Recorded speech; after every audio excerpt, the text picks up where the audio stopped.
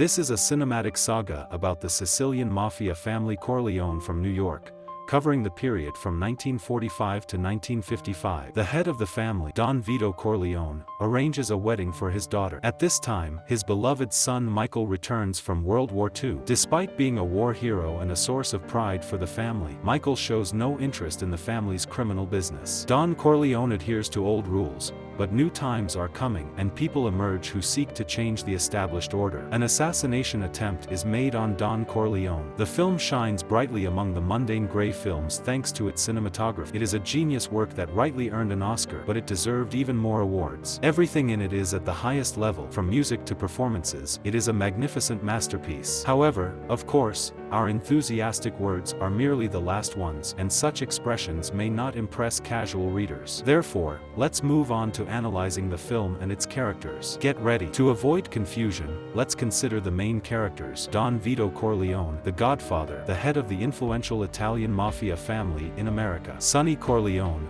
the eldest son of Vito. Fredo Corleone, the middle son of Vito. Michael Corleone, the youngest son of Vito. Tom Hagen, Vito's advisor. So, let's begin. The Godfather is told entirely within a closed world. That's why we sympathize with characters who are essentially evil. The story by Mario Puzo and Francis Ford Coppola is a brilliant conjuring act, inviting us to consider the mafia entirely on its own terms. Don Vito Corleone, Marlon Brando, emerges as a sympathetic and even admirable character. During the entire film, this lifelong professional criminal does nothing of which we can really disapprove. During the movie we see not a single actual civilian victim of organized crime. No women trapped into prostitution. No lives wrecked by gambling. No victims of theft, fraud, or protection rackets. The only police officer with a significant speaking role is corrupt. The story views the mafia from the inside. That is its secret, its charm, its spell. In a way, it has shaped the public perception of the mafia ever since. The real world is replaced by an authoritarian patriarchy where power and justice flow from the Godfather,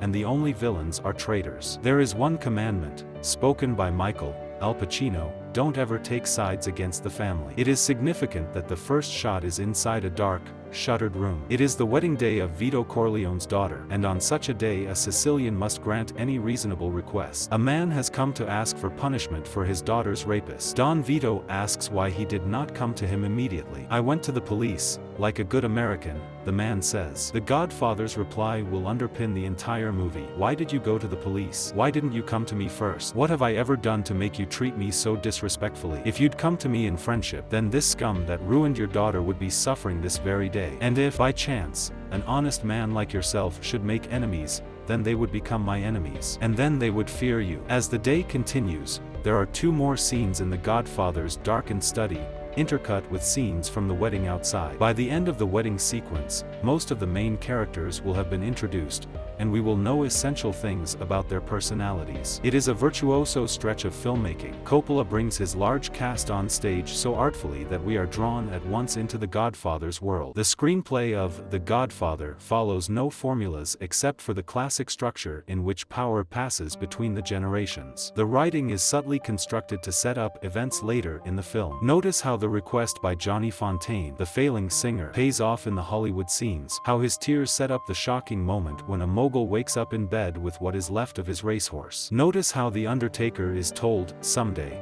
and that day may never come, I will ask a favor of you," and how when the day comes the favor is not violence, as in a conventional movie, but Don Vito's desire to spare his wife the sight of their son's maimed body. And notice how a woman's mistaken phone call sets up the trap in which Sonny, James Caan, is murdered. It's done so neatly that you have to think back through the events to figure it out. Now here is a trivia question. What is the name of Vito's wife? She exists in the movie as an insignificant shadow, a plump Sicilian grandmother who poses with her husband in wedding pictures but plays no role in the events that take place in his study. There is little room for women in The Godfather. Sonny uses and discards them, and ignores his wife. Connie, Talia Shire, the Don's daughter, is so disregarded that her husband is not allowed into the family business. He is thrown a bone, a living, and later, when he is killed, Michael coldly lies to his sister about what happened. The irony of the title is that it eventually comes to refer to the son, not the father. As the film opens, Michael is not part of the family business,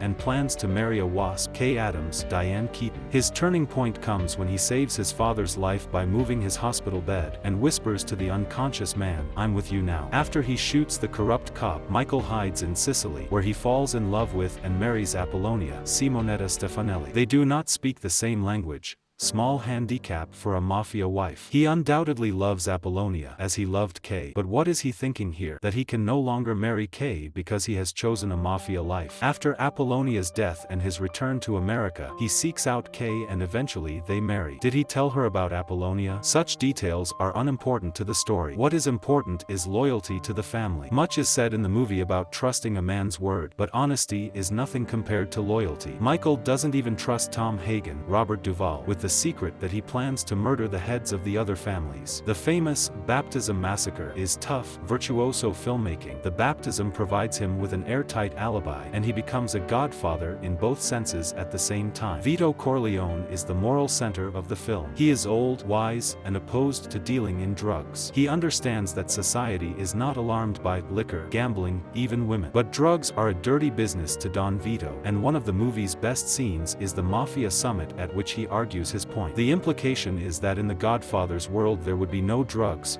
only victimless crimes, and justice would be dispatched evenly and swiftly. My argument is taking this form because I want to point out how cleverly Coppola structures his film to create sympathy for his heroes. The Mafia is not a benevolent and protective organization, and the Corleone family is only marginally better than the others. Yet when the old man falls dead among his tomato plants, we feel that a giant has passed. Gordon Willis's cinematography is celebrated for its darkness. It is rich, atmospheric, expressive. You cannot appreciate this on television because the picture is artificially brightened. Coppola populates his dark interior spaces with remarkable faces. The frontline actors Brando, Pacino, Caan, Duvall are attractive in one way or another, but those who play their associates are chosen for their fleshy, thickly lined faces for huge jaws and deeply set eyes. Look at Abe Vigada as Tessio, the fearsome enforcer. The first time we see him, he's dancing with a child at the wedding, her satin pumps balanced on his shoes. The sun shines that day, but never again. He is developed as a hulking presence who implies the possibility of violent revenge. Only at the end is he brightly lit again, to make him look vulnerable as he begs for his life. The Brando performance is justly famous and often imitated. We know all about his puffy cheeks and his use of props like the kitten in the opening scene. Those are actors' devices. Brando uses them but does not depend on them. He embodies the character so convincingly that at the end, when he warns his son 2 or 3 times that the man who comes to you to set up a meeting, that's the traitor, we are not thinking of acting at all. We are thinking that the Don is growing old and repeating himself, but we are also thinking that he is probably absolutely right. Pacino plays Michael close to his vest. He has learned from his father never to talk in front of outsiders, never to trust anyone unnecessarily, to take advice but keep his own counsel. All of the other roles are so successfully filled that a strange thing happened as I watched this restored 1997 version. Familiar as I am with Robert Duvall, when he first appeared on the screen I found myself thinking, there's Tom Hagen. Coppola went to Italy to find Nino Rota, composer of many Fellini films, to score the picture. Hearing the sadness and nostalgia of the movie's main theme, I realized what the music was telling us. Things would have turned out better if we had only listened to The Godfather. Did you know that? The film is based on the novel, The Godfather, 1969, by Mario Puzo. Mario Puzo was completely broke when he signed the contract with Random House for the publication of The Godfather. Paramount Pictures acquired the film rights to the novel even before it was published. The studio had only a 20-page outline of the novel to work with. Puzo's book became a bestseller, selling over 10 million copies. The author himself once admitted that he gained all his knowledge about the Mafia from other books. According to some reports, Frank Sinatra was also considered for the role of Vito Corleone. During filming, Brando wore a special mouthpiece to make his jaw look like a bulldog's. The character of Vito Corleone was inspired by the famous gangster Joseph, Joe Bonanno. The distinctive smooth raspy voice of Don Corleone was modeled after the famous gangster Frank Costello. In his childhood, Frank accidentally damaged his vocal cords during a surgery to remove his adenoids. One of the scenes that depict Don Corleone's cruelty is the one where he suggests beating up a man while gently petting a cat on his lap. Interestingly, there was no cat in the original script. The cat happened to wander onto the set and jumped onto Marlon Brando's lap just before filming began. The film holds the top spot on the list of the 10 greatest gangster films by the American Film Institute, AFI.